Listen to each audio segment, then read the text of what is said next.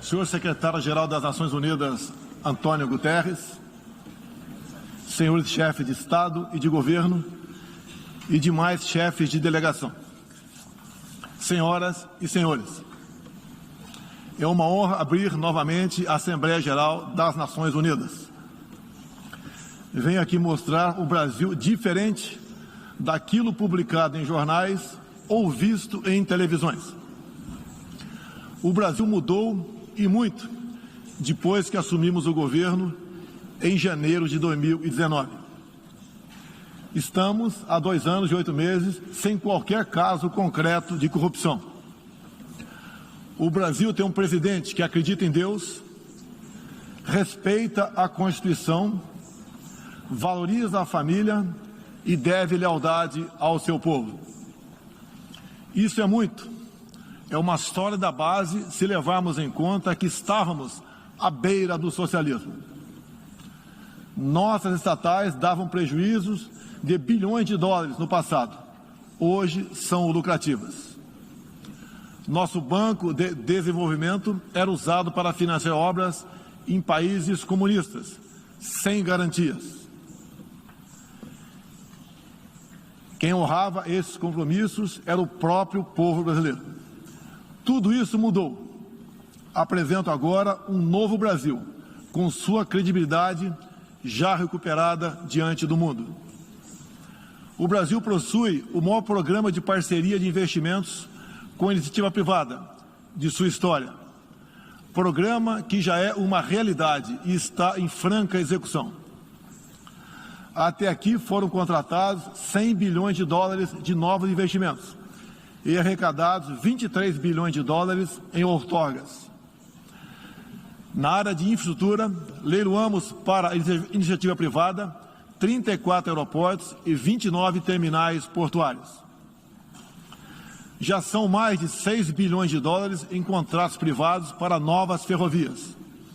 Introduzimos o sistema de autorizações ferroviárias, o que aproxima nosso modelo ao americano. Em poucos dias recebemos 14 requerimentos de autorizações para novas ferrovias, com quase 15 bilhões de dólares em investimentos privados. Em nosso governo, promovemos o ressurgimento do modal ferroviário. Como reflexo, menor consumo de combustíveis fósseis e redução do custo Brasil, em especial no barateamento de produção de alimentos. Grande avanço vem acontecendo na área do saneamento básico. O maior leilão da história do setor foi realizado em abril, com concessão ao setor privado do serviço de distribuição de água e esgoto no estado do Rio de Janeiro. Temos tudo o que o investidor procura: um grande mercado consumidor, excelentes serviços, tradição de respeito a contratos e confiança no nosso governo. Também anuncio que nos próximos dias realizaremos o leilão para a implementação da tecnologia 5G no Brasil. Nossa moderna e sustentável agricultura de baixo carbono alimenta mais de 1 bilhão de pessoas no mundo e utiliza apenas 8% do território nacional. Nenhum país do mundo possui uma legislação ambiental tão completa quanto a nossa. Nosso Código Florestal deve servir de exemplo para outros países. O Brasil é um país com dimensões continentais, com grandes desafios ambientais. São 8,5 milhões de quilômetros quadrados, dos quais 66%, 2/3, são vegetação nativa, a mesma desde o seu descobrimento em 1500. Somente no bioma amazônico, 84% da floresta está intacta, abrigando a maior biodiversidade do planeta. Lembro que a região amazônica equivale à área de toda a Europa Ocidental. Antecipamos de 2060 para 2050 o objetivo de alcançar a neutralidade climática. Os recursos humanos e financeiros destinados ao fortalecimento dos órgãos ambientais foram dobrados, com vistas a zerar o desmatamento ilegal. E os resultados desta importante ação já começaram a aparecer. Na Amazônia, tivemos uma redução de 32% do desmatamento no mês de agosto, quando comparado a agosto do ano anterior. Qual país do mundo tem uma política de preservação ambiental como a nossa? Os senhores estão convidados a visitar a nossa Amazônia. O Brasil já é um exemplo na geração de energia, com 83% advinda de fontes renováveis. Por ocasião da COP26, buscaremos consenso sobre as regras do mercado de crédito de carbono global.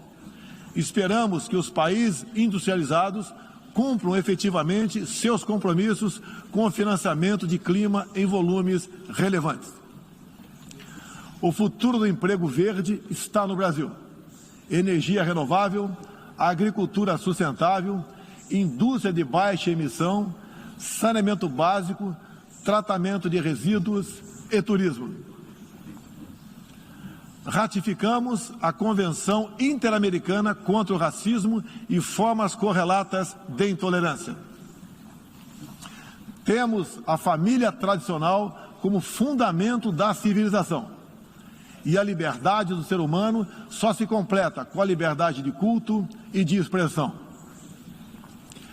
14% do território nacional, ou seja, mais de 110 milhões de hectares, uma área equivalente à Alemanha e França juntas, é destinada às reservas indígenas.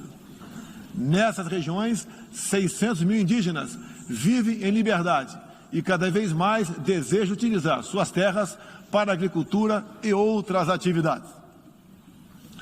O Brasil sempre participou em missões de paz da ONU, de Suez até o Congo, passando pelo Haiti e Líbano. Nosso país sempre acolheu refugiados. Em nossa fronteira com a vizinha Venezuela, a operação acolhida do governo federal já recebeu 400 mil venezuelanos deslocados devido à crise político-econômica gerada pela ditadura bolivariana. O futuro do Afeganistão também nos causa profunda apreensão. Concederemos visto humanitário para cristãos, mulheres, crianças e juízes afegãos. Nesses 20 anos dos atentados contra os Estados Unidos da América, em 11 de setembro de 2001, reitero nosso repúdio ao terrorismo em todas as suas formas. Em 2022, voltaremos a ocupar uma cadeira no Conselho de Segurança da ONU. Agradeço aos 181 países, em um universo de 190, que confiaram no Brasil. Reflexo de uma política externa séria e responsável, promovida pelo nosso Ministério das Relações Exteriores. Apoiamos uma reforma do Conselho de Segurança da ONU, onde buscamos um assento permanente. A pandemia pegou a todos de surpresa em 2020. Lamentamos todas as mortes ocorridas no Brasil e no mundo. Sempre defendi combater o vírus e o desemprego de forma simultânea e com a mesma responsabilidade. As medidas de isolamento e lockdown deixaram um legado de inflação, em especial nos gêneros alimentícios no mundo todo. No Brasil, para atender aqueles mais humildes, obrigados a ficar em casa por decisão de governadores e prefeitos e que perderam sua renda, concedemos um auxílio emergencial de $800 para 68 milhões de pessoas em 2020. Lembro que terminamos 2020, ano da pandemia, com mais empregos formais do que em dezembro de 2019, graças às ações do nosso governo com programas de manutenção de emprego e renda que nos custaram cerca de 40 bilhões de dólares. Somente nos primeiros 7 meses deste ano, criamos aproximadamente 1.800.000 novos empregos. Lembro ainda que o crescimento para 2021 está estimado em 5%.